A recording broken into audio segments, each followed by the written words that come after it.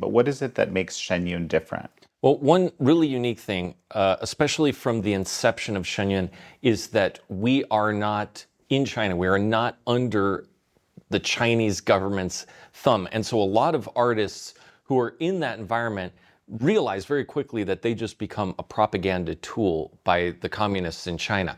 And then here in the US, we don't have that. And not only that, our whole goal is to revitalize traditional Chinese culture, to bring that essence out. So many artists from China thought, this is great, this is perfect. I can actually express my art form. I can convey these 5,000 years of history without some sort of political agenda.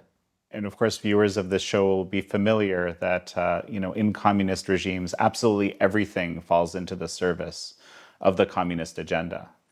Why would that be a problem? But it's just dance. Like, why would that interfere?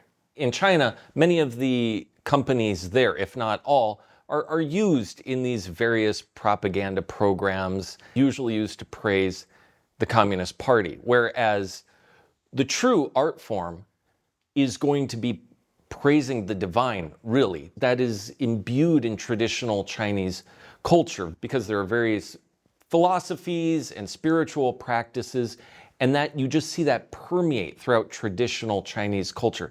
That runs exactly counter to the communist theory, right? The atheist theory. So basically what they're doing is trying to remove all of that, really what I would consider to be the essence of the dance, remove that, make it a propaganda tool, whereas our goal is, no, let's show that. Let's show the real thing. Let's show what that dance actually has with all that, the spirituality and the 5,000 years of culture.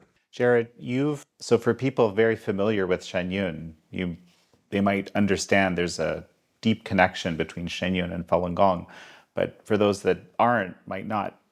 Chen Ying, maybe tell me what the connection is. Shen Yun was actually created by artists who follow the spiritual practice of Falun Gong back in 2006. For thousands of years, Chinese culture has been very spiritual under the strong influence of Buddhism, Taoism, Confucianism. However, when the Communist Party took power in 1949, they started to eradicate all of these belief systems so that they can instill Marxism into the people's minds.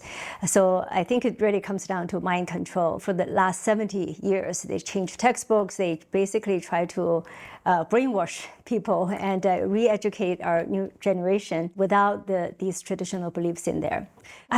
Personally, I believe that one of the reasons why Falun Gong became so popular, embraced by so many people in China in the 1990s, aside from the health benefits, it really connects people back to their roots because of the spiritual element in Falun Gong, about self-improvement, about believing that they're higher power. Men are not the only ones in control, and so I think it really resonates with people's hearts in China. So I believe the people who practice Falun Gong started to search for that root more and study into it. And as a result, we try to reclaim this lost cultural heritage. So that's part of what Shen Yun is doing. And we try to, sift through things and get back what's authentic traditional heritage and share that with the world. We basically remind people of, what our beliefs are and how traditionally people sought the harmony between heaven, earth, and humanity. Me, as being an outsider, as non-Chinese, but going to China, learning about traditional Chinese culture, being fascinated with it, when I came upon Falun Gong, to me it felt like this was the essence of traditional Chinese culture. This was bringing that 5,000 years together into one practice. So then when Shen Yun was started by Falun Gong practitioners, to me it made perfect sense. Of course, the practice that is trying to revitalize traditional culture, of course we're going to have a show that brings the 5,000 years of culture to life on stage. So Shen Yun has been interfered with by the Chinese Communist regime quite a bit over the years, I think, from the beginning. And most notably, most recently, in South Korea, we actually have a series of reports that we've done on that recently. So tell me a little bit about, how that's happened and why. Virtually every theater that we go to all around the world since Shen Yun's inception, has either gotten a phone call or a letter from the Chinese embassy or the Chinese consulate putting pressure on them to not have us perform, sometimes dangling a little bit of economic benefits in front of them. Fortunately for us, virtually no theater has bowed to that. Now we're experiencing some challenges in South Korea, a couple other countries like Indonesia, also Thailand, Vietnam.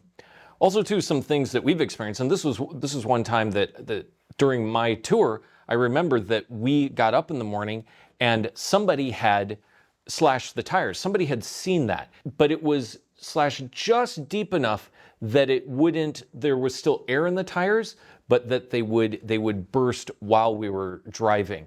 And so it was from that forward. That's one of the dancers' buses, right? That was one of it actually happened to multiple buses all around the same times, buses and the trucks. And it was from that point that we had no other option but to have 24-hour security for our vehicles. It's a show. Why are they so threatened? Arts in China have been heavily censored by the government. Basically, all the media in China is controlled by the government. So only the government gets to decide what you say out in the public.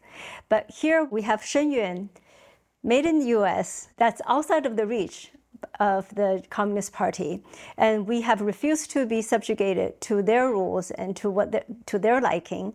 And what we play on stage reflects our divine culture, the very culture that they have worked so hard to eradicate over the last 70-some years.